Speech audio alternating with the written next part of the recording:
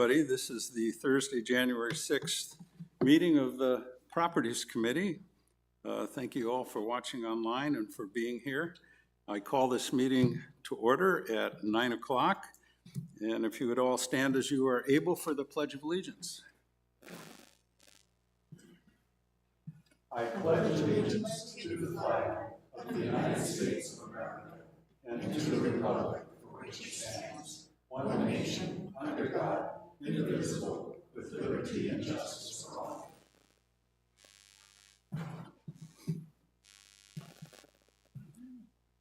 All right, I think we just have Jolene is the only one who isn't here today, so we do have a quorum.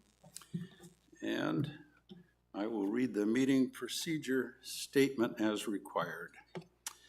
The governing board and its committees conduct all of the meetings in compliance with Arizona Planned Community Association open meeting laws per statute 33-1804 and in concert with RCSCW bylaws, policies, and standing rules. Parliamentary procedures, as outlined in the most recent edition of Robert's Rules of Order, will also be followed in all meetings as appropriate, consistent with Bylaw 3.07, which is procedures for owner-member meetings, and Standing Rules number 2 and number 3. All right, with that done, we have some revised minutes from December 4th, 2025 meeting. Are there any additions, changes to that the committee has? If not, they will stand approved as presented. Moving right along to reports 3.01, capital improvement projects. CIP manager Herschel Workman is here to share that with us this morning. Thank you, Herschel. Good morning, thank you. Our R.H. Johnson Sports Pavilion waterproofing project actually began this Monday. They've been out there working for the last couple of days, and they hope to have it wrapped up by Friday if the weather cooperates. And as well, we'll be starting a pool deck refinish at Beardsley on January 12th. The contractor there has done several mock-ups over the last couple of weeks. They just did another one this morning, and I think that one's going to look pretty good. So we're going to be good to go next Monday. And that facility will be closed for a week while we're doing the work.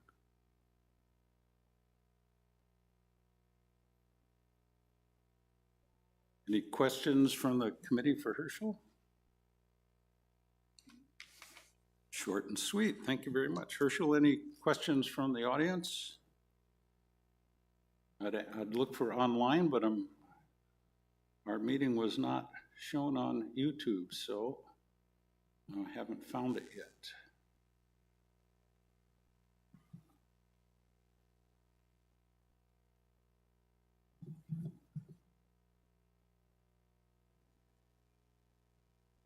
Give me one moment.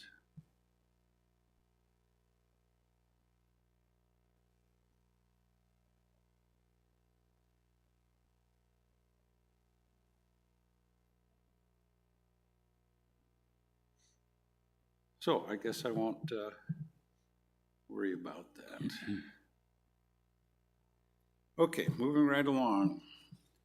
3.02, Maintenance Manager Report. Russ Boston. Good morning, everyone. Good morning, Russ. We have another short list. So Silvercraft, the only thing remaining after the remodel there is to recover their work tables. We have completed 8, and we have 12 more left to complete. We're doing that as time permits.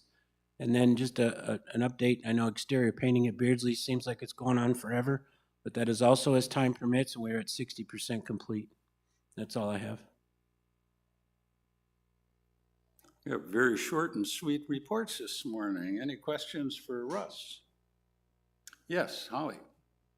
So how do we find, and maybe this is for you, so we created that huge spreadsheet, right? How do we find out the status of the things on the spreadsheet? Funny, you should ask. I got Sabrina's updates this morning, updated it, and I will get that out to you guys today. And then I will continue to do that throughout the year and updates as necessary. Thank you. Uh-huh. Thanks, Russ. It's a very comprehensive spreadsheet and keeps the status up to date, but we need to get it so we know what's going on. But thank you very much. Any other questions for Russ from the committee? Any from the audience? We don't know if there's anything online, so we will move on. It's up now? No. Yeah, I didn't think so. Okay.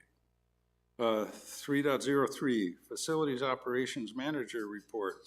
Sabrina, you got it. I actually have no report for you guys today, but I'll take any questions if you have them. Let's see, the shortest and sweetest yet. Okay. Nothing to report from Sabrina. Anybody have any questions for Sabrina? The committee? No questions on the committee? Any from the audience? Love it. Thank you much. We will move on to new business, 4.01. That's Beardsley Glass Fusion Mural Presentation.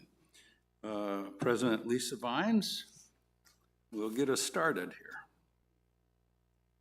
Good morning, Lisa. Sorry. Good morning. Thank you for having us this morning. So we're going to start with, we were originally asked to do this project before my tenure began as the president. And originally the club voted this project down. And I believe it had to do with funds. So in one of the walkthroughs with the Properties Committee, there was some suggestions by a couple of the members that had walked through that perhaps they would like to buy the copper display that was there. So I had suggested to Casey and Sabrina that maybe perhaps the rec center could do an auction if that copper display that's there could be taken down. So they spoke to Russ, and he's looked at it, and I believe that he said he could get that taken down. So in doing that, we have gone back to our membership and had another vote, and they are very pleased because some of the profits from I'm losing my train of thought here. From the auction, thank you. All of a sudden, I just lost the word right there. So it's not the first time, and I'm sure it won't be the last time, would be split between 50-50 between clay and glass fusion.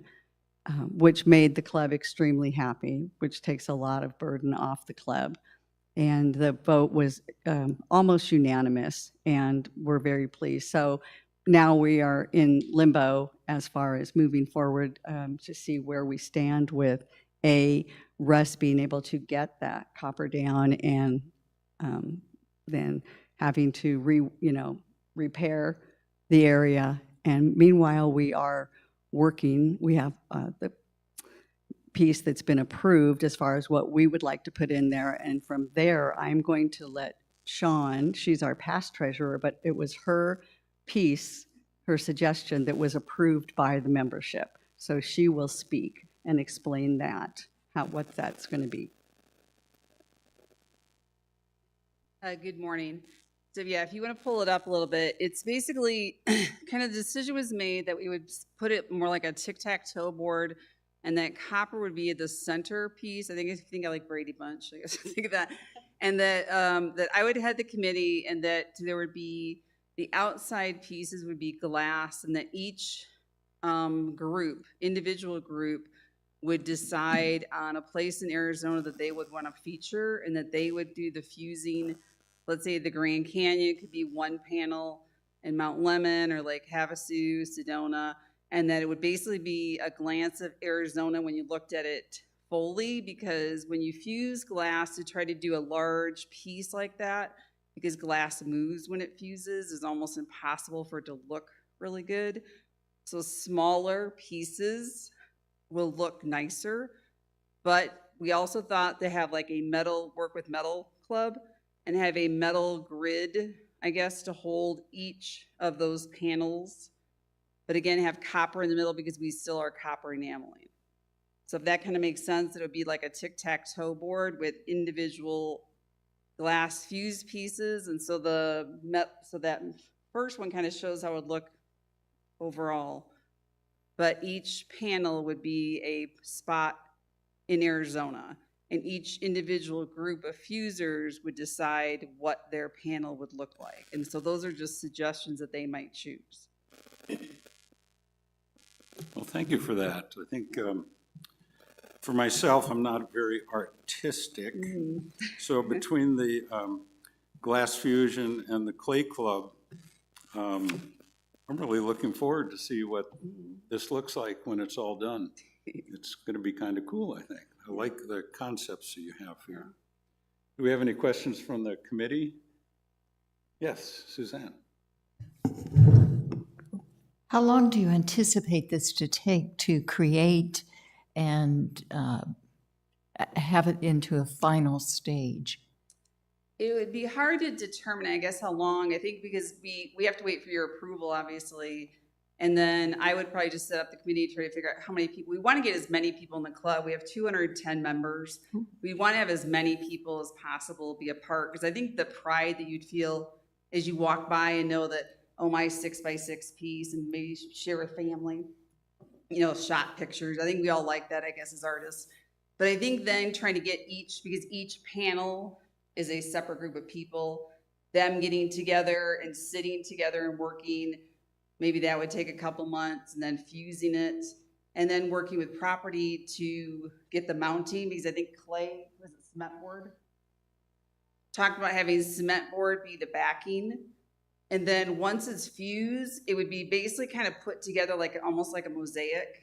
It would probably have to have some grouting. And so that part, I don't know how long that would take. And I don't know, we have to work with Metal Club to see about them making the metal piece. I don't know how long those parts would take. I'm gonna guess months to try to get it all figured out. The fusing part, 3 to 6 months, yeah. I think the planning part and getting everyone to work together would probably take 3 to 6, but I don't know how long I guess the piecing together to mount it would take. Thank you. Follow-up question, and this might be for Russ. Is what is currently there going to be taken down prior to the final product that the club produces to go back up? Or what does that timeline look like? So once we get final approval on both squares, we will start to remove the old one, because their whole presentation lies on whether or not I'm successful at removing that so we can resell it. Auction? Right. Yeah. So one step at a time. And I Okay. don't know, depending on how difficult it is to remove is depending on how long that will take. Because the monies generated will be split, the 50-50, to help both clubs. Actually, Clay Club said that they didn't need any.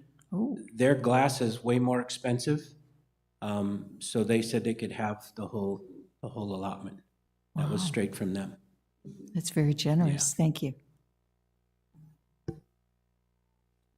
Any other questions? Lindsay, please. So do we have a contingent plan in place if and when the copper comes down and it's not available or amenable to being auctioned off?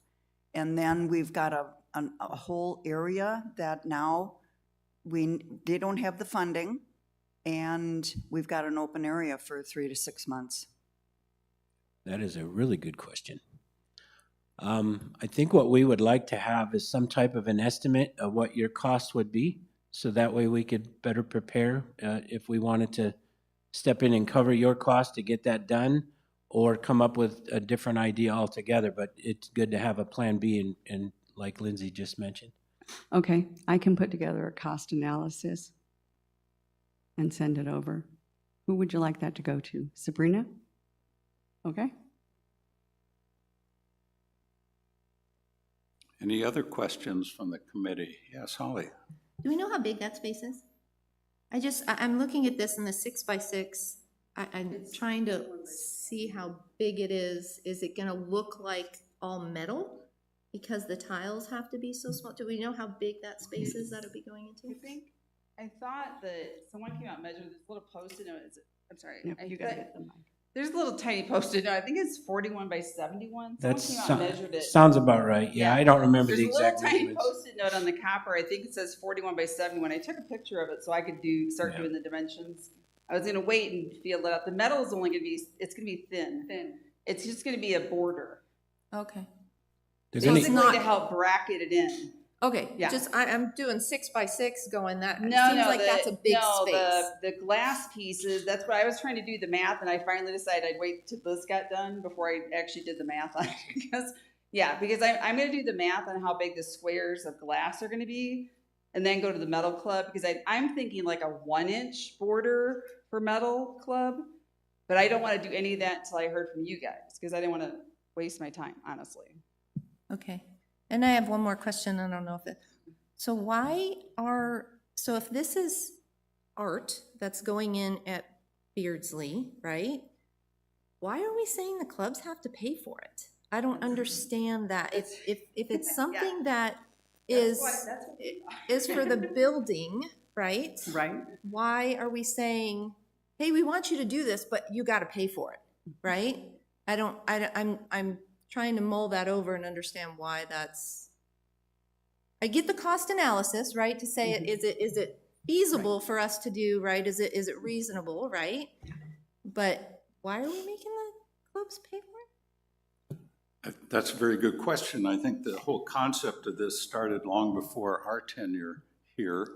And I would agree. I don't know why the clubs would pay for it, but we don't have any concept of what dollars we're talking about. Is it thousands or tens of thousands? Oh, it would only be, You know, Maybe less than 5,000. yeah, it would probably only be a couple thousand, maybe 2,000 to 3,000. But, and again, that was the initial reason that our club voted it down, because they didn't feel that we should have to absorb the burden of the cost to put it up, and, you know, to make it and supply all the glass. I But think then we would agree.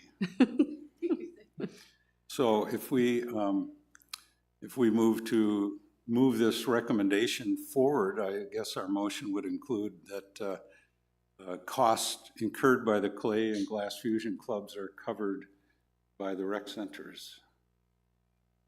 Or at least to a certain amount, right? Okay. Say, hey, you guys have $2,000. If you go over $2,000, it's on the club, right? But we will give you $2,000 or something like that, right? So, I mean, like you're saying, right? We don't want it to be in tens of thousands of dollars, but Right. it would be nice to have the rec centers have some skin in the game there. I'm guessing in our budget, this would be small change, wouldn't it, Russ? I mean, maybe, I can't imagine it being more than $5,000, but you have to do the backup stuff too. well, then we would use the resale of whatever we get for those other Right. things. We could just offset that cost. But before I open up my mouth too much, I'd like to know what we're talking as far as cost Right. from them first, yeah. Yeah, and I'm happy to put together a cost analysis for you. Well, if we're gonna wait on a cost analysis, I suppose we need the whole project put back on the agenda. Well, I can probably give you some rough numbers. Right. Definitely do Yeah, it would, well, I think we can probably come under 3,000. Yeah. Because, We do have some donated glass. yeah, we were given some, very little, but some donated glass. But also, you can look at it this way, like, it's going to require, you can get 4 6x6s out of one 12x12 sheet of glass, clear, and then the clear is the cheapest of all glass.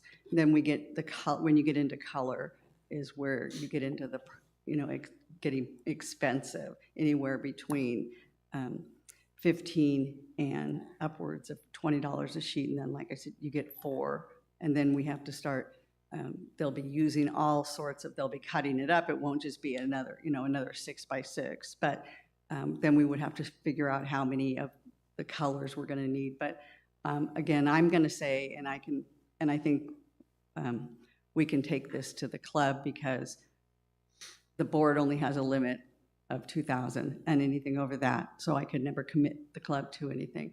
But we can ask, we have a general membership meeting on the 23rd, January 23rd. So we could ask the club if they're comfortable with a $3,000 limit, and we can get that approval and give you that number. But I honestly, from looking at it, I don't think we would go over $3,000. And my recollection is that Clay Club wasn't requiring any funding. That's correct. Is that Right, correct? yeah. Clay from there, and like a bag of clay is, I think, less than, It was very minimal. right, Yeah. very minimal. And so, since we all have our own kilns in the clubs, we don't even have to look at that. So that was very generous of them to say whatever monies would come from the auction, they would throw our way.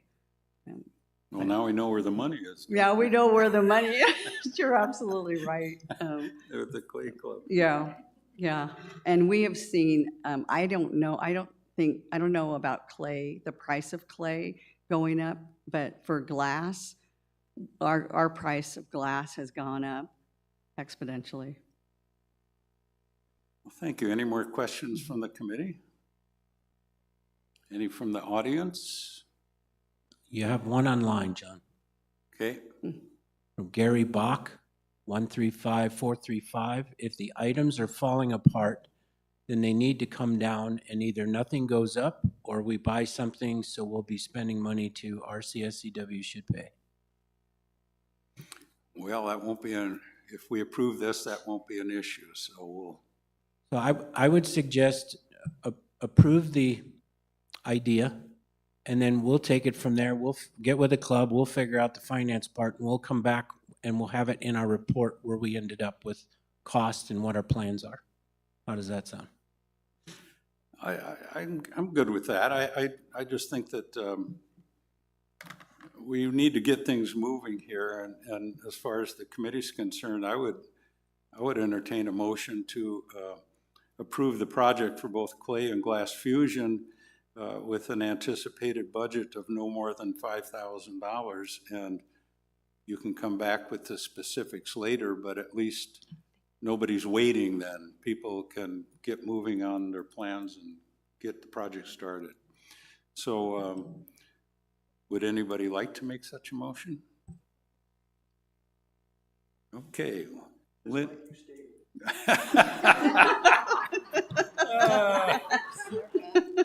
So Lynn moves that we approve the project for both clay and glass fusion with a tentative budget of $5,000. Do I have a second? I have a second from Holly. Any additional questions or comments?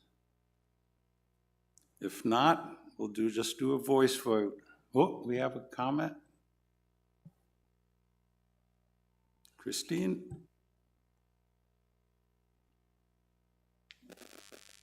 Thank you very much, Chairman Chatton. I'm Christine Novello, 127780, by the way.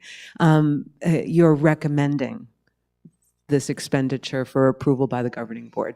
My Small bad. nuance. My No, bad. just wanted to make sure. Thank you. We are making that recommendation to the governing board. All those in favor of that recommendation, say aye. Aye. Hearing none, that recommendation will move forward to the governing board. Thank you very much, Lisa. Thank you. We appreciate it.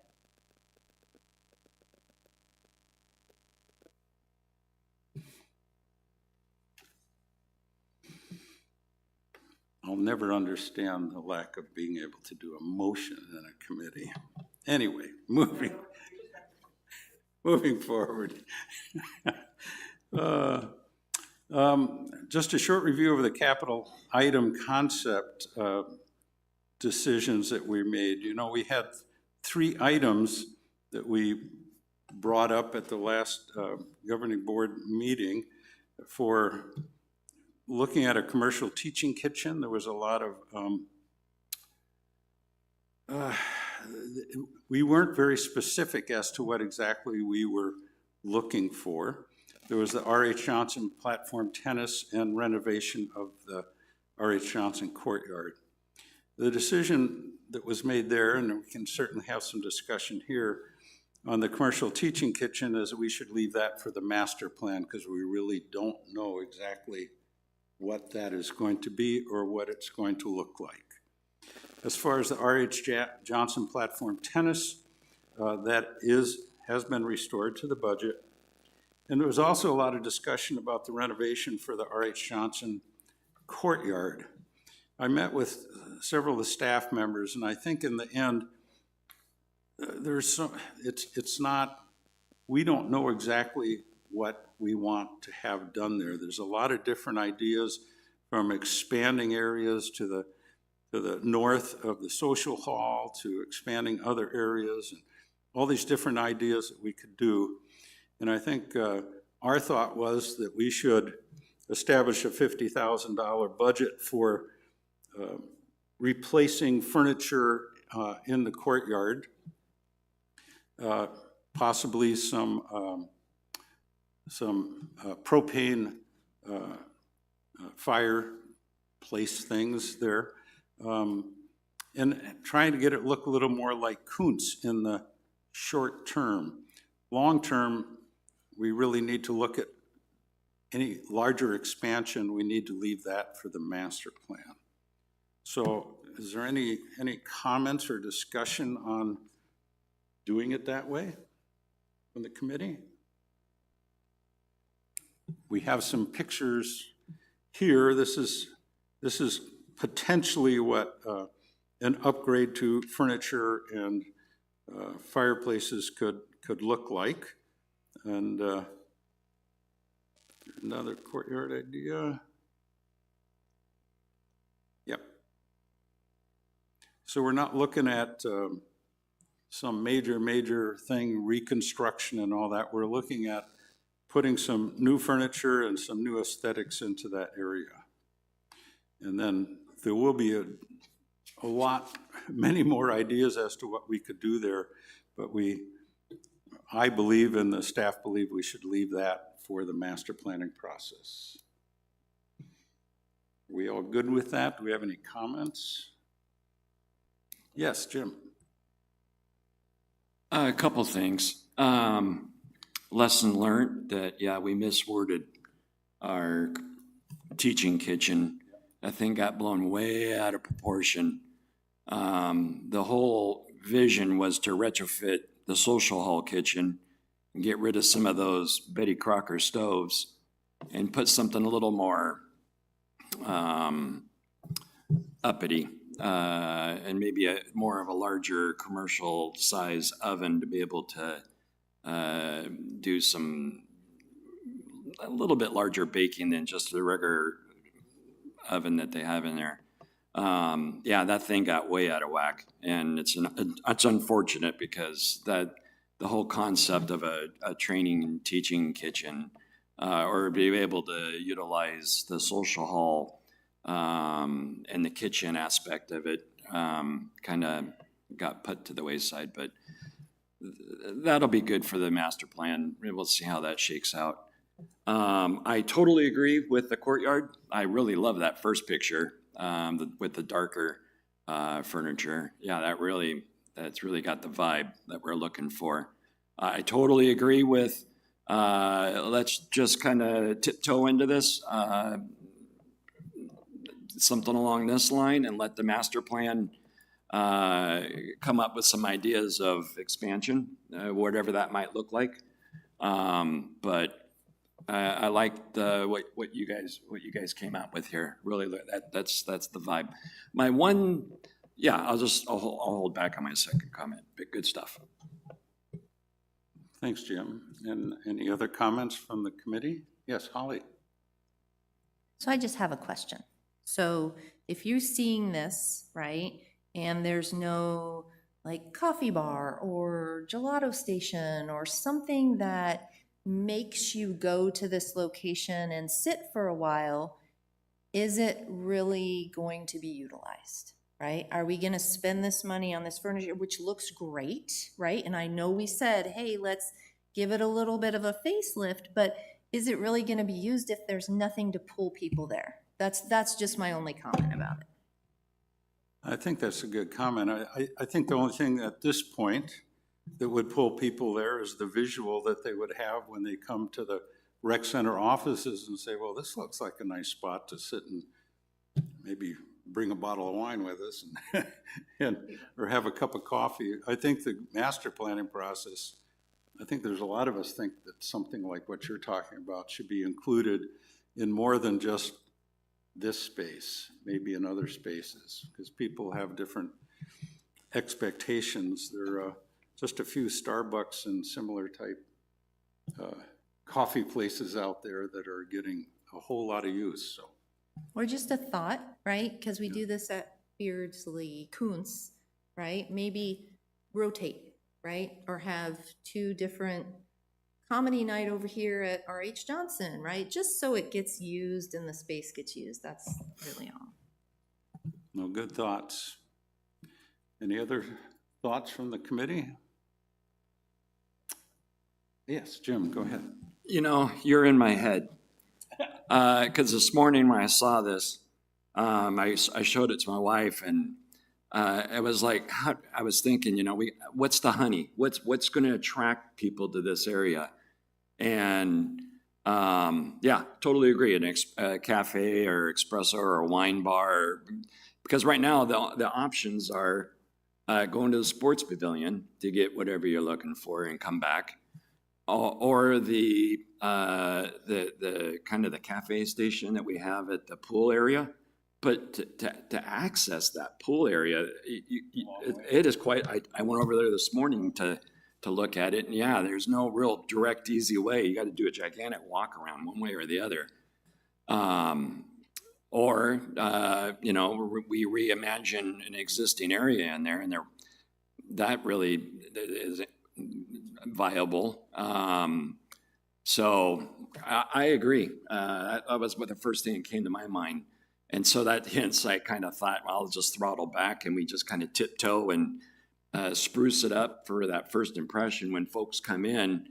Don't get too pot committed with it, expense-wise, but something that, you know, and, you know, the Boomers, we have an acoustic jam session.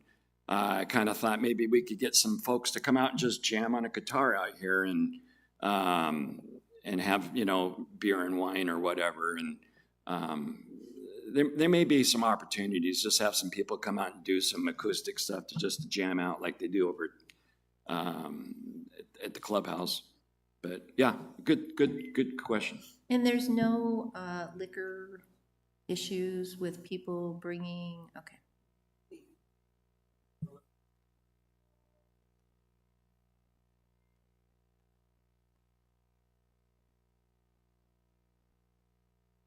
One of the things that has to be considered is if we do something, if we find out through the master plan that the community would like something in that area with alcohol, we could look into that. But if we sell alcohol there, people can't bring their own alcohol. So that has to be considered as well. So any area where we have a footprint for our license, people are not allowed to bring their own. So all the things that have to kind of be fleshed out in the planning process. Appreciate those comments, Cliff.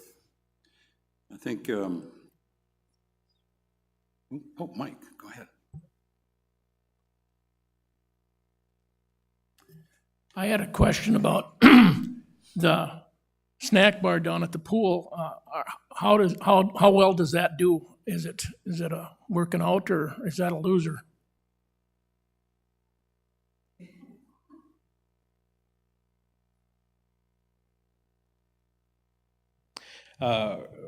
It serves a purpose currently, but it's funny you bring that up because we have our Pavilion Grill folks that we've been in discussions with, and we're in fact going to have a meeting this week to talk to them about potentially taking that area over, leasing that area, and providing a better amenity for the community down there. So that's one of the things that we're looking at. Yeah, my concern would be like if we put something like that up above, we might have issues with it being viable up there too, you know. You know, there's not, the only Yeah. thing you can really do up there is go look at the pool, you know, that's when we're up in that area, you know. Yeah, Currently. there's there's probably a seasonality to that area because of course it's hot in the summer. Oh, so. yeah. But yeah, we can, again, through planning and master planning and, you know, seeing what the community wants and what the needs are, you know, that would be one space that is definitely open for reimagining. And here she comes again. Director Chatton and myself and a couple of the other directors toured a couple of nearby communities in December. One of our takeaway, and this is not a lot of detail, but just to kind of float this to you, one of the things that we learned in our visits is that these communities offer what we've characterized as flex space or flexible space. It's, believe it or not, I'm not, and by the way, I do agree with, for what it's worth, I agree with the comments that you're all making about having some incentive, but there's also a draw just to have relaxing space, believe it or not, for people to just come, relax, maybe work, take a phone call, or read. We saw a lot of demand for that flexible space when we visited, so the governing board directors felt that the more we can build out some of our existing spaces to be relaxing and comfortable. You know, Palm Ridge has some beautiful places to come and sit and relax indoors, but we just don't show them and publicize. So anyway, this is something that I think if you're talking about sprucing up an existing area with a not to exceed budget, I think that there would be, this might be one of the times that we could consider a small spruce up as something that's leading to the next step. And that flex space, there is a demand for that in other communities, we've learned, just as an input. Well said. I think that this is the beginning because it takes a lot more planning to do some of the ideas that we've been talking about. So my recommendation is that we would move this forward with a budget capped at $50,000, move this recommendation forward. And I would also like to suggest that staff look at some other options. In my mind, you could have a mobile coffee bar that you could have it, bring it in here and advertise that you have a mobile coffee bar on these dates and please come and have a cup of coffee. Or you could move it somewhere else and do the same thing. That's not something we need to decide here, but that's something we can move to staff. And I see Sabrina nodding her head a little bit, so that may have been something that's been considered already. That would be great. Yeah, we definitely just wanted to put something together to get your guys' thoughts. We were kind of just starting from scratch. I know you guys threw that out there, so this helps to kind of move us in the right direction. So, thank you. Well, good.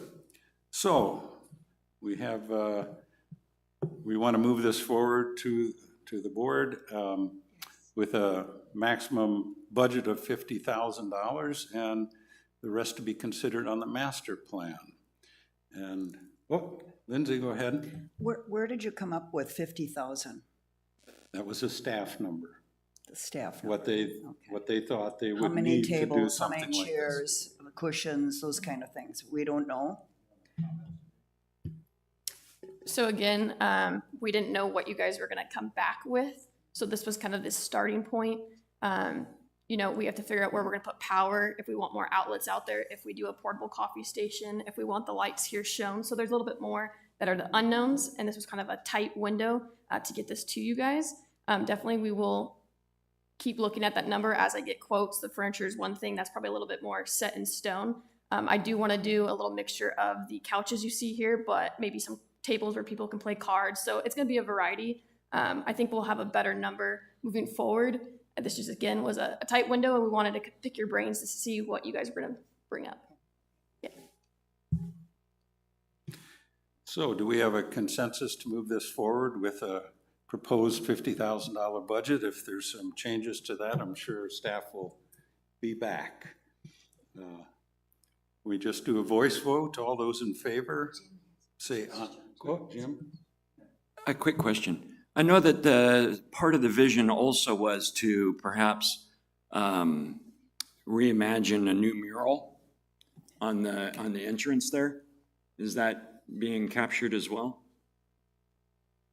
That was discussed in our meeting with Director Chatton. Russ mentioned that he can remove the mural that exists and re-stucco and paint. But if you guys wanted to replace it with something else, that would need to be a further discussion. But if it was agreed upon to direct Russ, and he can, of course, talk on this, he can remove it right now. That's pretty simple from what he explained. But if you guys want to replace it with something, that's more discussion needed.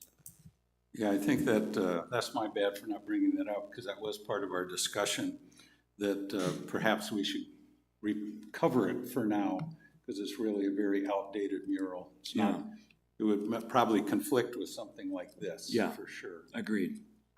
Yeah, I mean, I agree in the interim, cover her up and then maybe do some kind of I don't know, whatever they call it. Well, have some competition of ideas to put a mural up there. I've done a mural on my back fences. I hired a local muralist, and you can put something really nice up there for a couple $3,000 or whatever. But in the meantime, it clashes with what we have. So blocking it, I agree. I guess my one question is, we're going to get into it with the wicker replacement at the pool. I guess my one thought is I'm a little hesitant on 50. It is covered in there, and so that sun is just brutal. And so just I guess I'd like to see a little more quality type furniture in there to give them a little bit more spending budget. So wicker's not necessarily what we're going to move forward with. This was just part of the program I used to give you guys an idea. And I think wicker was part of that program that it offered. What we're looking at replacing in the current budget for Beardsley patio furniture is definitely not wicker. It is that more resort style, higher end that can take the UV and everything. So this was more just for the idea to show you guys. So when we're given the nod, we're not given the nod of that look-ish? It will be that look, tables and chairs, couches, maybe those fire tables, but it won't be that exact furniture. Can get similar to those colors once I get with the vendor and designers that will work with me, but I can't say you're gonna get those exact cushions with the blue and the, No. Just the higher end wicker look. Yep. Yeah, because there is a bulletproof wicker, but you got to pay for it. It will be through a resort vendor who sells the furniture. Okay. Yes. So I guess my one question is 50 enough, or do you need, is 75?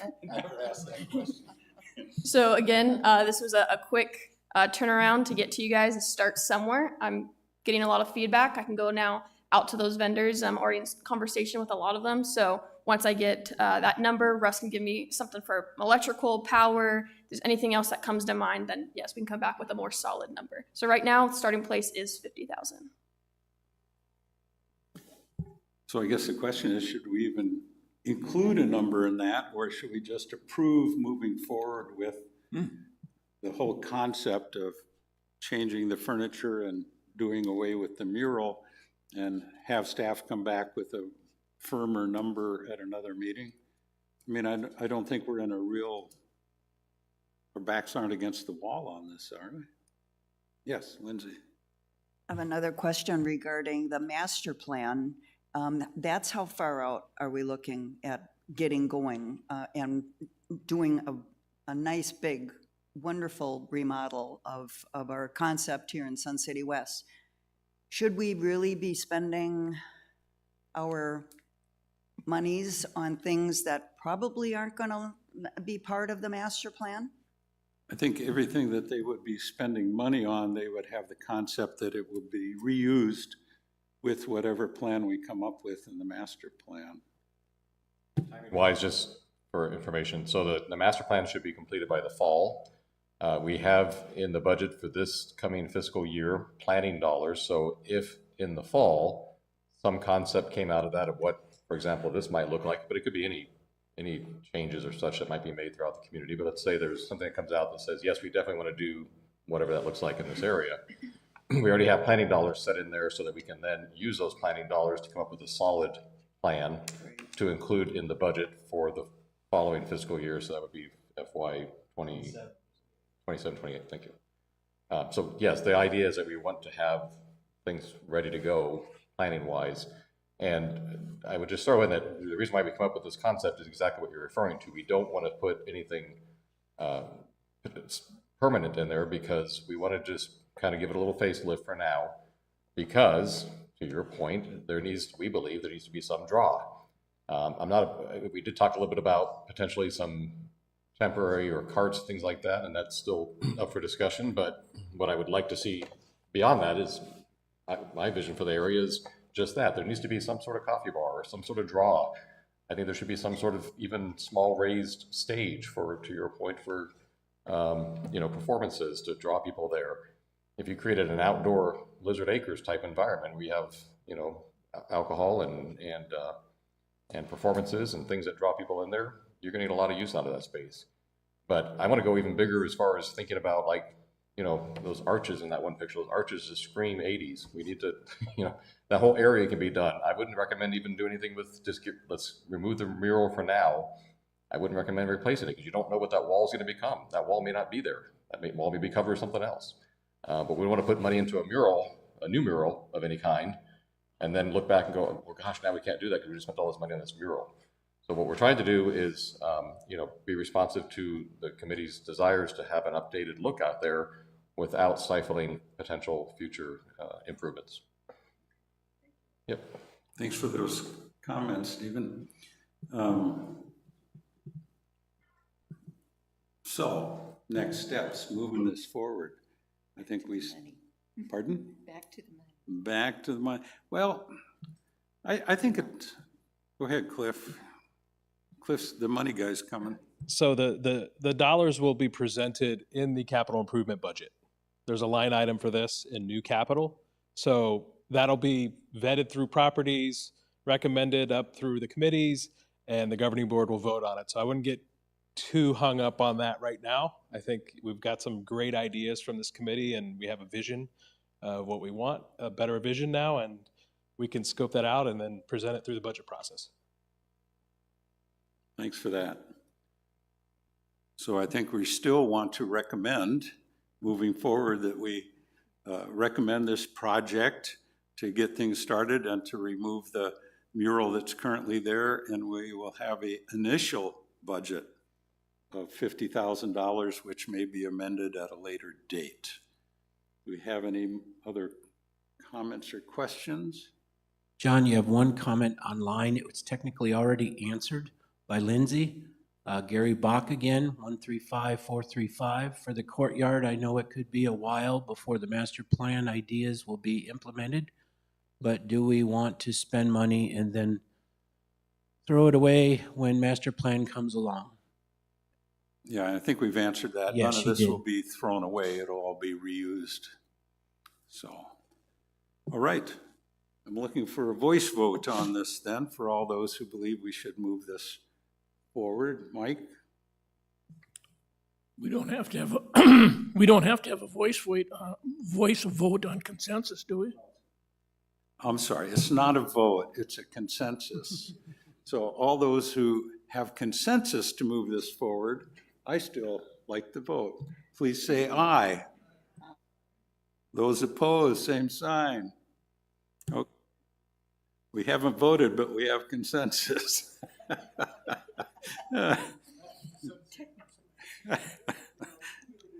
Yeah, that's just me, we'll all get over it eventually, who knows? All right, so that was 4.02. Got that covered, and it was very good discussion. I really appreciated all the comments that were made. So moving on to 4.03, 26-27 capital improvement projects budget presentation from Manager Herschel Workman. and Golf Operations Manager Pat O'Hara, and Golf Maintenance Manager Todd Patty, Sports Pavilion Manager Gary Zarek. We got them all covered. Actually, I think you're just gonna have me today. So. Well, how Sorry about how that. do we rate? Okay, good morning. I'm here to give you a presentation on our proposed budget for this year. First thing I'll do is I'll go through the color blocks. This is a rundown of all of our CIP projects. And then you'll see in here, some of these are over $50,000. I have a later presentation for the over $50,000 items, and I'll go into a little bit more in depth on those items. So the first one we have here is our ARC Building Phase 3 addition. I'll go into a little more depth on that later, but that's currently proposed at $960,000.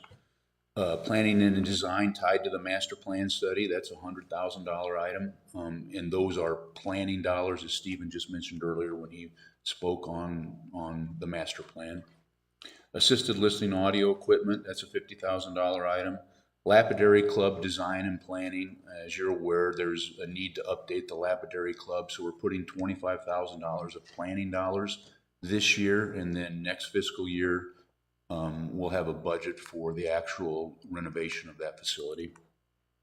And then the courtyard renovation, I guess that's been discussed at length here, so we'll be able to put some numbers to that the next time we meet. Swim and fitness, flooring, locker, showers, that will be on my later presentation. Deck, pool, terrazzo, grind and seal. Actually, we're doing this project right now. We felt it was a safety need, so we're addressing that project now, and I gave you that report earlier. Aquatic lift, ADA lift for the aquatic center. Club carry-all for RH Johnson, $13,592. All of these softball projects I'll discuss a little more at length in my over 50K presentation. Stardust Theater entry doors replacement, that's a project that's going to move the entry doors into the theater out a little bit and create a vestibule area, which will make the lobby a little bit larger for people prior to events happening there. Rec Center water heater project for $14,688. Spa heater, $10,126. We have some library furniture replacement that will be discussed in the over 50K presentation I'll give later. Color printer replacement at the library for $5,900. Swim and fitness, flooring, shower, tile room replacement. I'll cover that also later presentation. Pool heater will be discussed in the later presentation. Pickleball courts resurfacing, $25,000 we're budgeting for surfacing. Courts 11 through 18 at Palm Ridge. Spa heater, $12,835. A pool heater for $6,794. Platform tennis, that was one of the projects we discussed earlier. I'll go into a little bit more in depth on that. We have a flat roof restore at ARC, and we're also doing some flooring work at ARC. I'll discuss that later on. Lecture hall flooring carpet replacement. We'll be replacing the carpeting in here for $48,000. Swim and fitness wicker furniture replacement for $26,000. A new carrier unit, $16,000. Pool spa equipment, $8,000. Spa heater for the outdoor at the aquatic center, $8,200. Sports pavilion billiards room lighting. We want to replace we just did a carpet replacement and some other renovation there in the billiards room, and we looked at the lighting and thought that we would bring that up to date, so that's a $40,000 item. Sports pavilion water heater, $7,300, and another carrier unit for $10,800. Quick question. I believe that's it. Going back up to the curtain replacement at Kuntz. Up higher yet, I think it was, wasn't it? No, it's right Where there, was it? $60,000. Yes, Stardust Theater curtain replacement. You can replace that whole curtain for 60 grand? I mean, because they were moving the rail there also to make it so they could drop down a larger screen. Wasn't that the deal there?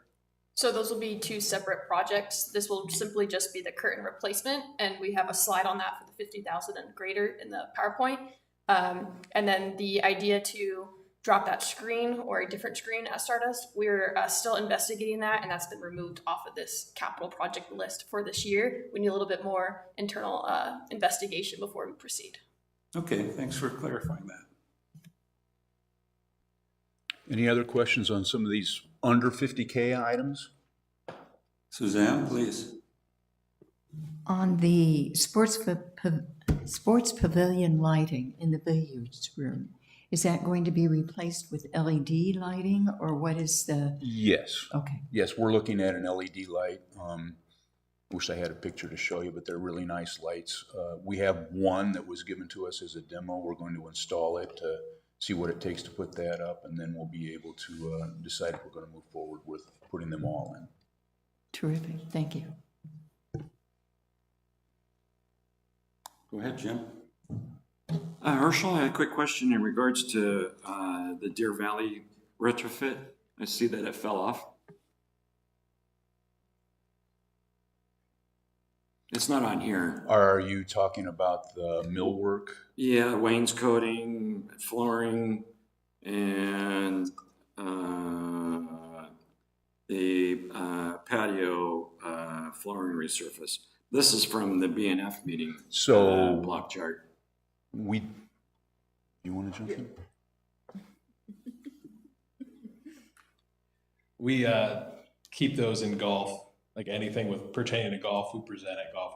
We don't present at properties. That's kind of traditionally what we do. We're doing the project. Yeah, that project's still yeah. on the list. It's just a golf project, so it'll be presented at the golf committee. Okay. I just saw that I had the copy from the BNF meeting. It was on there. Yeah, on the it's block still list, on so there. It just got reallocated. And Yes. then the servers? Same thing, that property's more of a BNF project, so we present that at BNF and governing board. We don't present that at properties. Okay. Just committee-specific items. Oh. Yeah. Okay, so this block chart is going to Not be the- all over it's the not the place for every complete- committee. Yeah, it's not the complete color Okay. blocks. Okay. Yeah.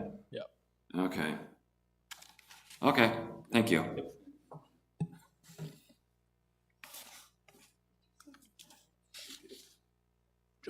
John? Okay, if there's no other questions on this, we can, Mike? I just wanted to compliment the job that was done on the billiard room. That really looks great now. And I think that was done in-house, if I'm not mistaken, right? Everything but the carpet Right. was done in-house, including moving all those tables 4 times. It looks a heck of a lot better. I'll be retired before we ever have to do that again. I'll probably be dead.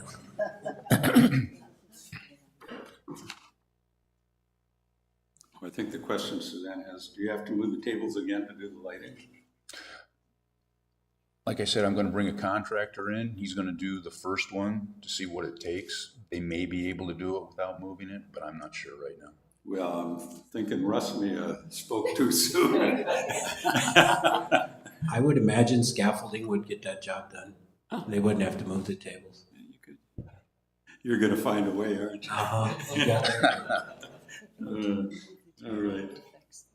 Anything else for Herschel? Any other questions from the committee? How about from the audience? Anything online, Russ? Only question that was here was on the topic before, Scott Oblander, 139839. He agreed with everything Mr. Uno said. Needs to be new architectural finishes so that R.H. Johnson Courtyard is extremely outdated. Okay, duly noted. All right. So that's it for our capital improvement projects? No, you have some No, more? we'll move into the over 50K presentation. Oh, and- yeah, okay. Just to let you know ahead of time, if you happen to watch the budget and finance presentation, this one's been streamlined a little bit more for property, so there may be some items that were in that presentation that you won't see today. They're still just like the color blocks, It so, wasn't streamlined, it was edited for us. yeah. Let's stuff out. So, getting into the over 50K presentations, pay no attention to this slide. This is just for pictorial representation only of the color blocks. Our current proposed budget for CIP projects this year is at $12.5 million, with 1.3 being in new capital, 2.3 being in repair and replacement items for recreation, and the remaining 8.4 in golf and landscaping. And we have our $420,000 allowances, which I'll discuss those later on.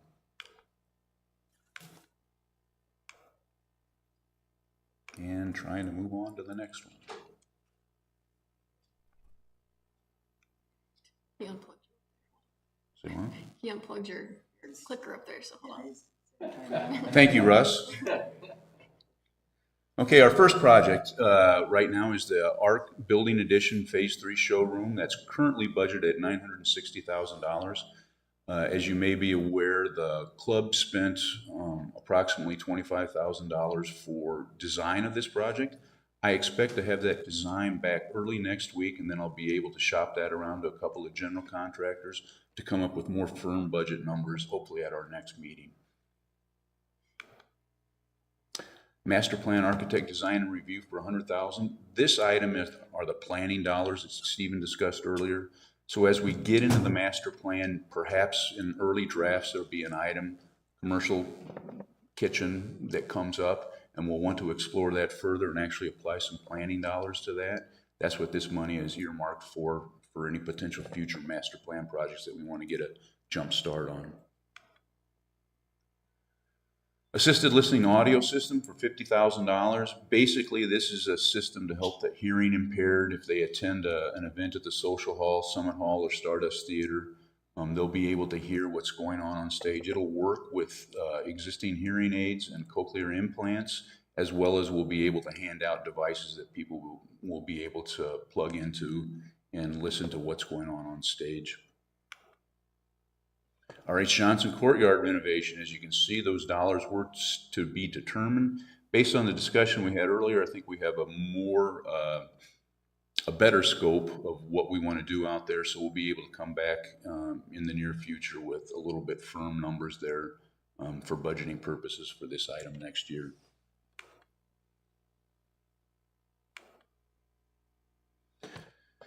So at the Palm Ridge Swim and Fitness flooring and shower replacement, this is currently budgeted at $173,000. I will let you know that this number will be going up to $225,000 in future discussions. I just received a quote from a general contractor earlier. This $173,000 number came from, and I believe it was Dave Johnson when he was capital manager, but Carl and I could not find his quote or where that number actually came from. So we went out and got a little bit better estimate. And so that number will be going up to $225,000. Beardsley Swim and Fitness lockers, showers, and restrooms renovation. So this is to update the entire facility. We'll be changing out the lockers, the benches, the floor tile, the wall tile. We're going to be doing work in the showers. There's an issue at Beardsley with a smell, if you've ever been there. It's a sewer smell, so we have to get into the plumbing behind the walls and in the floors to investigate what's going on there. And this is probably going to entail a replumbing of the whole facility in order to get rid of that smell. We're looking at putting in new shower seating attached to the walls. As you can see, we have those portable shower seats. Apparently those walk away from time to time, so we want a little bit more permanent attachment into the wall. That will require putting some additional bracing behind that wall. It's not a block wall there at Beardsley, so it's going to be a little bit more difficult to mount those against the wall. Kuntz, we talked a little bit about the curtains earlier. The main issue that you want to think about here is that the $60,000 item includes the curtains that will meet fire code, current fire codes. Right now, we have to spend approximately $12,000 every 3 years to spray the existing curtains to meet those fire code requirements. This will give us a return of investment, probably 10 to 15 years for the cost of these curtains at $60,000. The Liberty Field outfield fencing project. Currently, the fencing at Liberty from left to right, the outfield fence, is a 24-foot high fence with 6 feet of netting. We're proposing to replace that fence with a 30-foot high fence and eliminate the netting. This is going to entail removal of the entire fence, all the posts, and installing new fence posts, new foundations. We have some electrical that we're going to have to redo out there. We have to pull back the artificial turf and the warning track when this work is going on and then reinstall it. So there's a lot of work that needs to go on there to complete this project. This project will also include, at a cost of $550,000, baseline fencing replacement. So the fence going from the dugouts out to the right and left field foul lines will be replaced. Also, the padding, the crash padding along the outfield fence will be replaced, and the practice turf areas along both the first and third baseline will be replaced as part of this project. Palm Ridge, we have an outdoor pool heater at Palm Ridge that we're going to replace at $51,330. This is replacing a unit that was installed in August of 2018 and has reached the end of its useful life. Arc flat roof restoration for $50,500. This won't be a new roof, it's just a resurfacing of the existing roofing material, and this renews a 10-year warranty for that item, and this is a program that we're doing at all of the roofs here at the rec center. So this will preclude interior water damage and extend the life of the base roof material. Arc building epoxy flooring rehab at $56,000. As you can see, the condition of the epoxy is pretty poor. We are proposing to grind all the epoxy off and polish the concrete, finish the concrete, polish it, and we will never have to probably touch that floor again. So that will eliminate the necessity to do this project again in another 10 to 15 years. Library. There's a proposal to replace the furniture at the library with 9 tables, with new tables that will be square to allow multiple configurations and flexibility. As you can see, those tables have been there since, well, I graduated high school. And they're in need of replacement. The R.H. Johnson platform tennis renovation, that's valued right now at $305,000. We had done some earlier legwork on this, and then as you recall, at an earlier properties meeting, this project kind of came to the forefront again.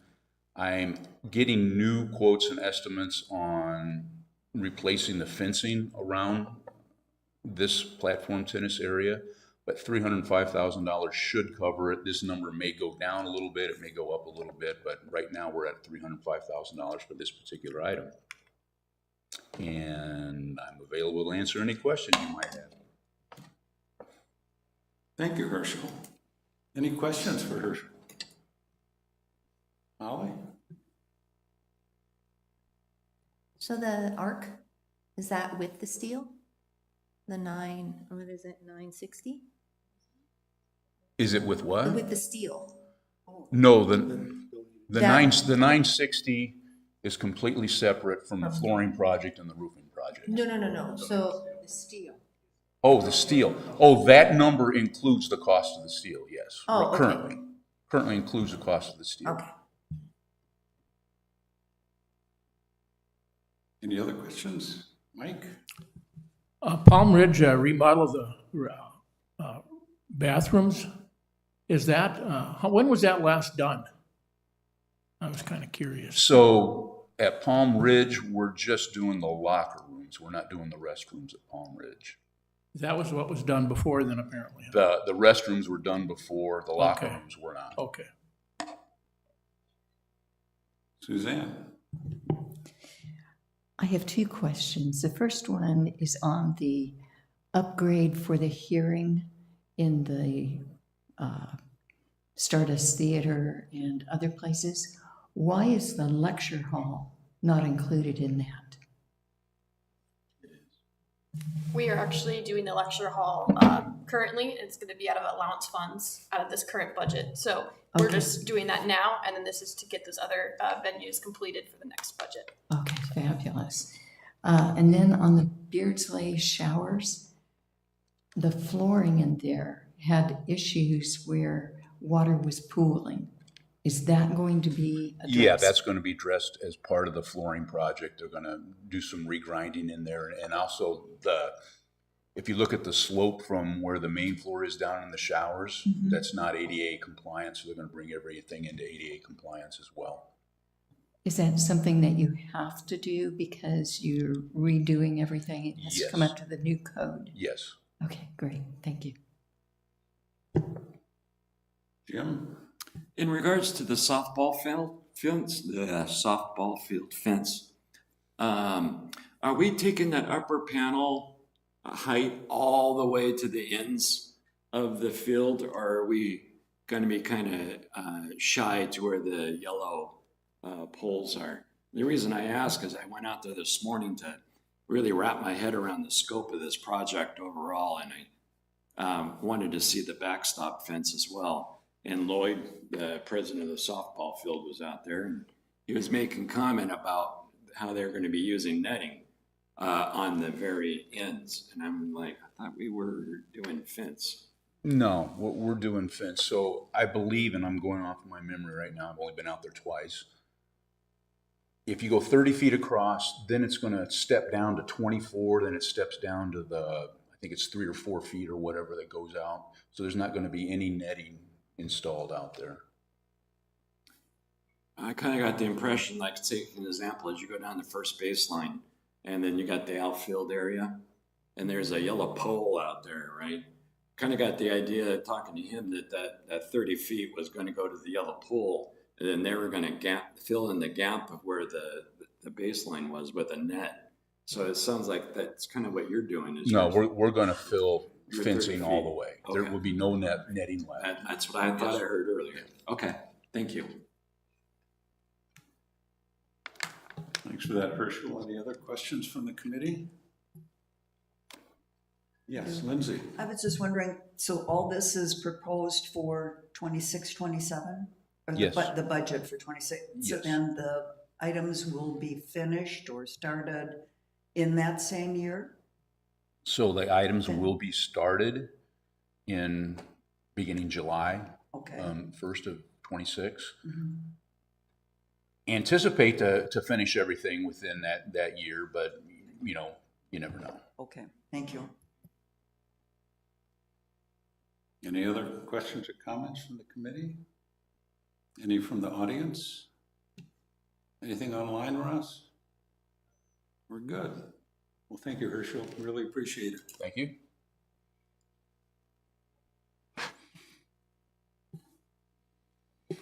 Maybe we should just skip 4.04. Just a thought. Anyway, moving on, 4.04. We are going to take one, hopefully last look at all our policies. Holly has worked feverishly on this, and I know Suzanne has had many comments and have met with staff on this, and I believe staff have reviewed the latest changes to all these policies. So I think I'm going to turn this over to Holly to answer any questions that the committee may have on these revised policies, and she can make any comments that she wishes to make. Holly? I'm so sorry.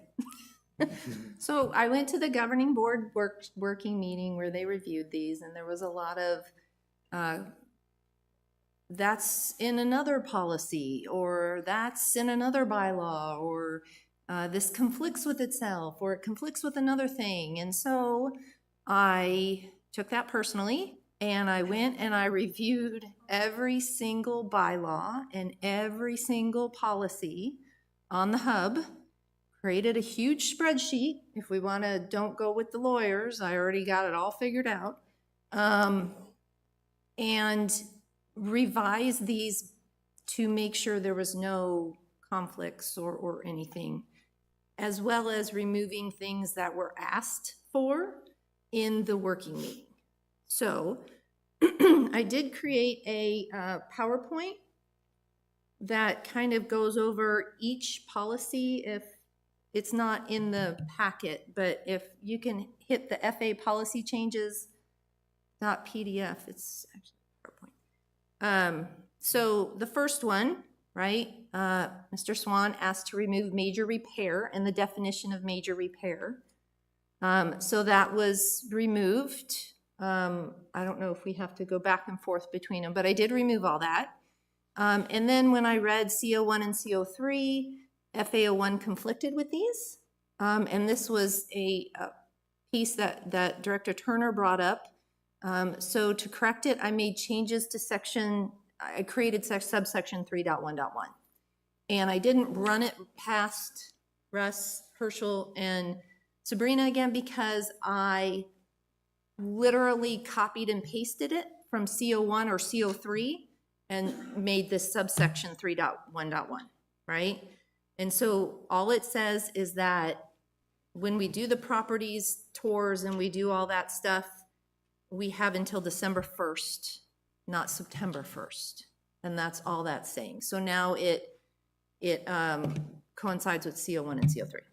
So that's all I did in FAO1. Okay. So now we get complicated. Okay, so FAO2, so what we did was we took FAO7 and FA10 and we put it in FAO2 because of the guidelines, right? All the guidelines had all of this stuff in one place. So I made changes because of this, right? I found conflicts with LO5 because it referenced FAO7 and FA10. And then I started looking at it and I started thinking that FAO7 and FA10 are actually commercial in nature, where donations, memorializations, and all that stuff isn't. The approval process is completely different between donations and memorializations and the sponsorships and advertising, and the enforcement pathways were different. So what I did was, and this is kind of a question for the committee, we can keep them all together. I did revise sections FAO7 and FA10 in FAO2 to make it okay with LO5, or I pulled FAO7 and FA10 out of FA2 and made it FAO7 and made it an advertising and sponsorship policy, keeping in LO5. And so after I cleaned up the text in some of the sections in FAO2 after reading LO5, and everything's in blue on the changes that I made. There was, in LO5, there was reference to governing board approval. So I added that into section 6.1, and I actually removed the enforcement section, and this is in LO2, if we keep LO2. I removed the enforcement section and put it in FAO7 and FA10 sections in FAO2 because enforcement didn't apply to every section because they were different. So I don't care which way we go. I have both of them all teed up and all good. It's just depending on do we just want to keep everything in FAO2 or do we want to separate the commercial sponsorship pieces and put it in FAO7? Well, I thank you for that summary and for all your hard work on that. I think, personally, keeping FAO7 is the way to go, to have the commercial separated from all the rest. FA10 is going to be retired anyway. Right. That one's gone. FA10 will be in FAO7 now, so FA10 Yes, will be it will retired. be combined with FAO7. Yep. Okay, So all right, perfect. do we have any comments from the committee? I know we've gone over these Sorry, policies I'm so many, sorry. many times, reread them many times, had some discussions with Holly earlier in the week on these, and I think we're at a point where this works. There's been a question brought up by FAO2, one section that or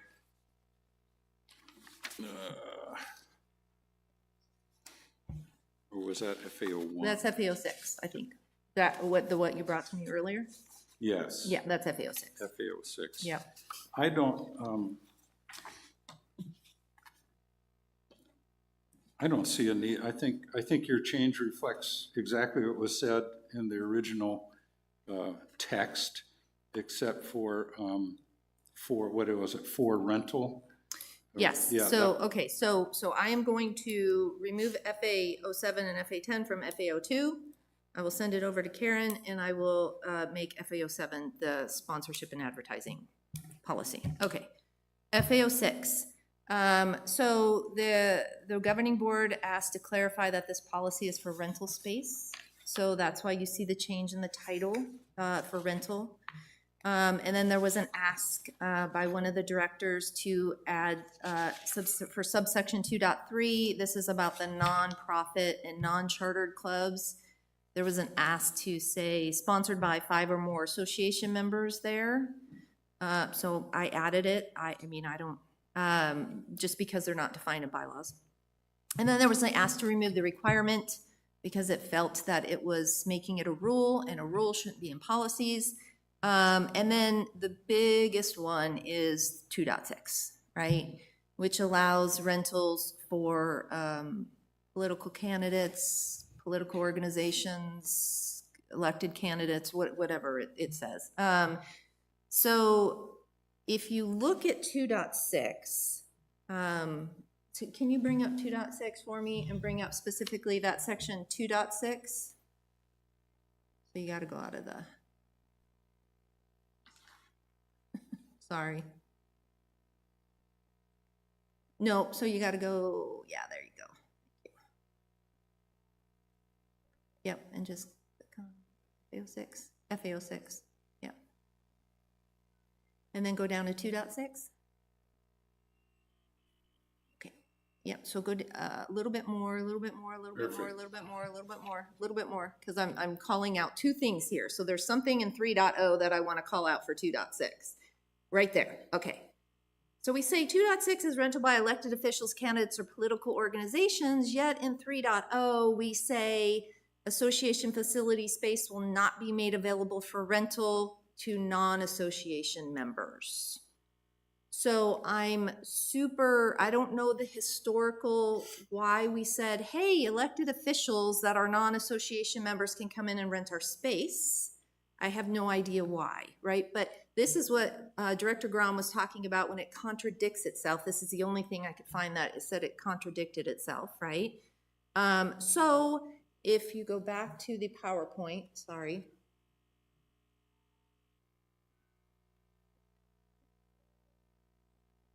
So I have 3 options, and go down to the last slide.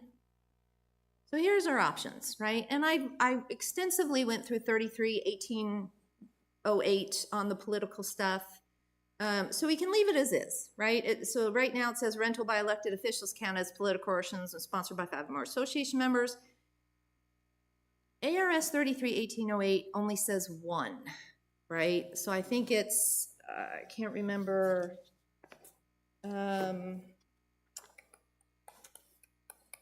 I don't remember what it says, but it says association member, a member may invite 1 political candidate or 1 non-member guest to speak to an assembly of members about matters related to the community.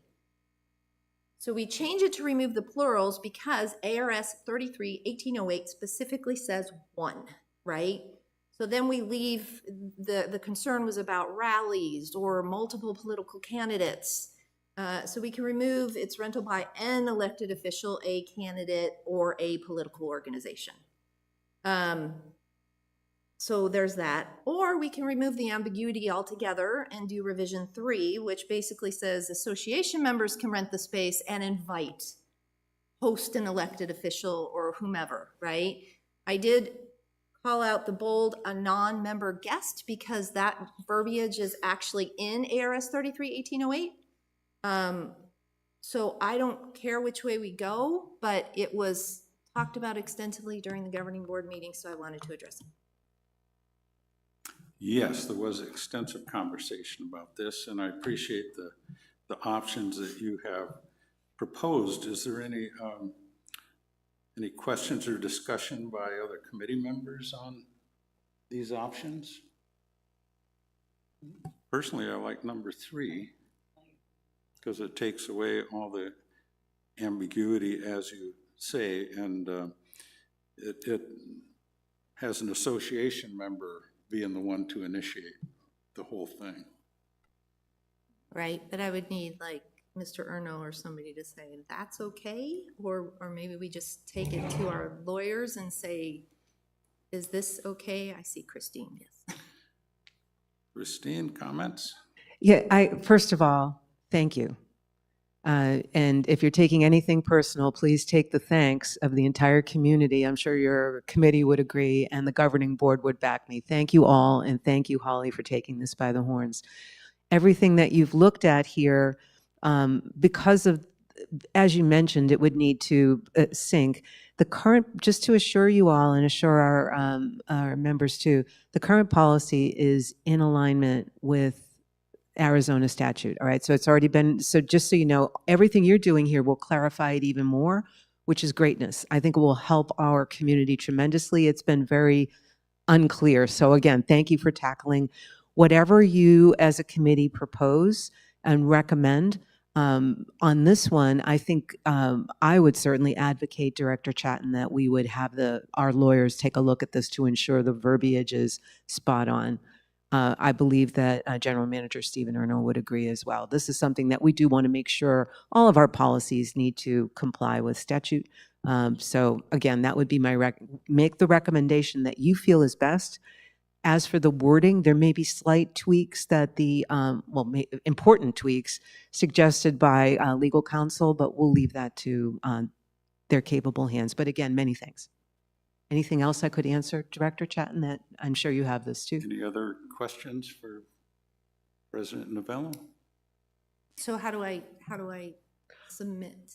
Once the recommendations are made by the committee, Director Chatton will bring those to the governing board and we'll send them on, as a community, we'll send this on to our lawyers for review. If there are changes, it would come back from them. But I think you've really done a great deal of due diligence. So again, thank you. I would agree. I think what we need to do is decide which revision we want here, if there's any other changes to any other policies, and then we move these policies to the governing board if they think that some legal review is necessary. Okay. They can do it. But we're moving forward with what we believe the policies should be.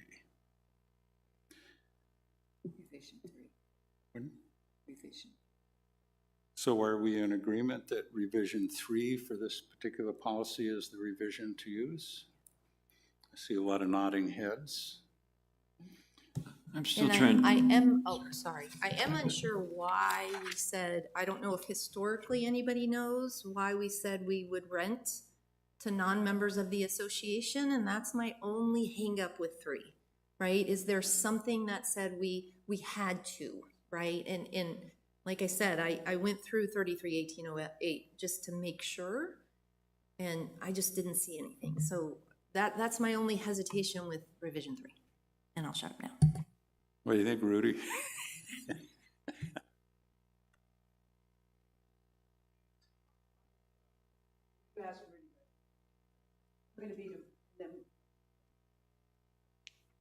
I know Director Grom was specifically asked, and he will come up and answer, but just so you're aware, my understanding when our legal counsel reviewed this policy earlier in the year for a different reason, as long as we are allowing these activities to happen, that's the important thing. As for the history, we had no background. We asked ourselves, and we don't know when or how or why this was added. It's certainly in compliance, right? But I don't believe that there's an operational reason that it was added either. I could be wrong on that, but again, at the time, we, as a governing board, we asked the question and could not get that answered for ourselves.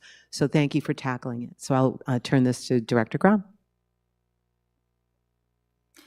Since Director Grom was involved with a lot of this conversation, I thought he might want to comment. Okay, thank you for the invitation. Hi, Rudy Grom, 135018. Part of this, and I think Holly has hit upon this, was we don't know the exact history, but I think what you have found out is generally our governing documents are silent as to who we can rent to. There really are no guidelines in our, what I'll say, bylaws, and we don't even want to look at the declarations because we have over 200 of them. So we need to make the decision, I guess, by this policy of who do we want to rent to in order to basically stay in line with our governing documents that are silent on the matter. Being in compliance with state code is one thing, but we still, the core documents that we have to abide by here is, how do we rent our facilities? Are there any guidelines that we must be in compliance with within our documents? And I think basically we might agree that our documents are silent. So how do we proceed from there? Which is how I think you maybe got to revision 3, that we rent to members only. Yeah, so that's, I will say that LO4 does say that there are no political activities in any RCSCW building, but that doesn't go with ARS 33-1808, right? So there's, again, there's more ambiguity there in LO4, but I'm not in charge of LO4, so I'm just leaving it. But it does, there is some references, and I put in the, like LO4, I think was the big one. So we might just look at that at some point too. But that wouldn't be our That would not area be to our look at. purview, right? Yes. I looked at it, I Yeah. said, okay, this is not what I'm gonna put in here, and moved forward. And I think that revision, Well, okay, I'm not really prepared to address LO4 right now, but what we have to keep in mind, I believe, is our common areas that, let's say, are open to the public, not controlled by having to show your membership card or having to rent the space. I think there's a difference there, so that people, because of our general policy LO4, we're allowing people into the, what we'll call public common areas to do political things. But now renting a space is a completely different animal, because that's controlled by our rental policy. Right, and so that's the one, right? We can host one, right? So that's why I kind of removed the plurals, right? Yeah, either one of us could have done that. So our attorney said it's minimum of 1. It could be more. So, right, so it could be more. Minimum of 1 is provided. And as Director Grom just explained, the difference between LO4 and this is, this policy pertains to rental of space or is intended for that purpose. LO4 is just in general in our common spaces and across. So that's the difference. Although again, it causes a lot of confusion, and we're doing the best that we can to remove ambiguity. I think this helps a lot. So those were the differences as I recall. and I think we're certainly allowed to be more restrictive. Yes. If they say 1 or more and we say 1, we can do that. Exactly. We could say 5, but as long as it's 1 or more. But what you've done, to my memory, again, we'll leave it to the council. My memory, I think you would be okay with 5. It's 1 or more. And again, there is, at least in the past, when we looked at this, Director Chatton and Director Grom can keep me honest, the lawyer had said no conflict between those two policies, LO4 and this, because of those two intentions. What we need to do and continue to do is make the purpose of each policy clearer at the start. So it will call that out, and it won't cause as much anxiety in implementation for our team and for our community. So thank you for crack. This is a tough one to crack. Yeah, and I think revision 3 is helps with that ambiguity. It's not so much what our understanding is between LO4 and FAO 6. It's our residents, when we had that rally that was held at Palm Ridge, it's our residents that go to whatever policy meets their needs, and what created all the confusion. We may understand the difference between the two, but we're having trouble explaining it to ourselves, let alone explaining it to all our residents. So I think this is a good revision, and we'll go with it, and we'll deal with any outcome in the future. Yeah, Jim? I did have one question I'm trying to get my head around. It seems like the revision 3 and leaving it as is, it seems like you've added more words to the salad, but you've added non-member guest is kind of the the big one. So it's not because. Sorry, I'm sorry. So because revision 1 and 2 say that non-association members can rent the space. Revision 3 says association members can rent the space and host, right? The statute specifically says a non-member guest. So that's why I added that. Technically, revision 2 and revision 1 should also say a non-member guest because it is in the statute specifically, right? But to not cause confusion in FA06 with only association members being able to rent space, I tweaked it and then added the non-member guest because I thought revision 3 was what it should be. Does that make sense? So I understand. So the statute says something about allowing a non-member guest to, okay, and then back up on top, revision number 1? Does not say anything about a non-member Correct, guest, and that's the right. way it is right now? That is the proposed change, but even the proposed change does not have, even the old, how it is today does not have a non-member guest. Okay. And in the statute, it's actually kind of defined as it's not really defined, they just say a non-member guest, but it is implied that it is of a political nature. Okay. Thank you. Any other questions, comments from the committee? I'm done. From the audience? Anything online, Russ?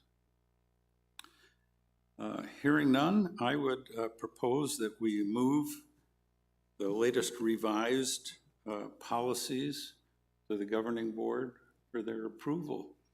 Do we have consensus on that? I see thumbs up, I see nods. Good, it's gone. And Holly, I sincerely thank you on behalf of the committee and all our residents for the incredible amount of work you have put into this, and we just thank you very much.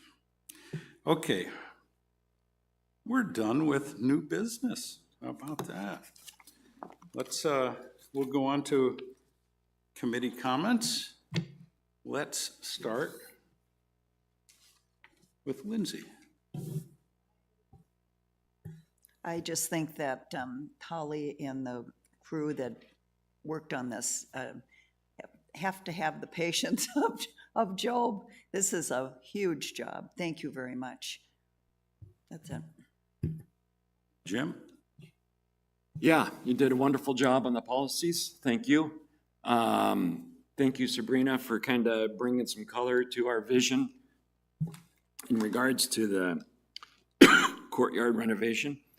And thank you for the color chart explanation. And yeah, good meeting. Great, thank you. Suzanne? Thank you, Holly. You make us look good. Okay, John, do you have any comments? No, other than the fact that she did a great job. All right. Mike? When you asked us to be on this committee, I didn't realize we had to have a degree in law. So does that mean you're gonna go get one, or? No, I passed that up a while ago. All right, Lynn, do you have any comments? No comment. Thank you. Holly, you, last chance? I'm done. Well, I just want to thank Holly and Suzanne and all the staff that were also involved in getting through these policies. It's been several months now to get through all these policies and get to where we are today. And I had the chance to, you can't even imagine all the reviews that Holly has done. She has read every single policy and bylaw that we have and has created a spreadsheet that's 150 lines of all those policies and bylaws and noting any conflict that there might be between any of them. It's a work of art, and I'm sure it's something that will be used in the future also.